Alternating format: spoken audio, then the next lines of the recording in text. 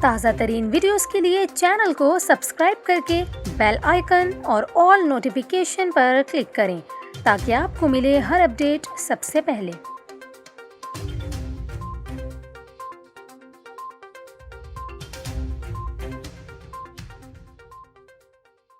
السلام علیکم ناظرین، آپ کو بتائیں کیا واقعی ہی کراچی میں برف باری ہوئی ہے؟ جی ہاں، پاکستان کا سب سے بڑا شہر کراچی گزشتہ چند دنوں سے سردی اور یخبستہ ہواؤں کی لپیٹ میں ہے، جبکہ سوشل میڈیا پر کراچی میں برف باری کے بعد کی ایک تصویر بھی وائرل ہو رہی ہے۔ ٹویٹر اور فیس بک پر لاتعداد مرتبہ شیئر کی جانے والی تصویر کے متعلق دعویٰ کیا جا رہا ہے کہ یہ کراچی کا ایم اے جینا روڈ ہے، جو کہ برف باری کے بعد مکمل طور پر برف کی سفید چادر سے ڈھک گیا ہے۔ تو کیا کراچی میں حالیہ دنوں میں واقعی ہی برف باری ہوئی ہے؟ جی نہیں، اس تصویر کا حقیقت سے کوئی تعلق نہیں ہے۔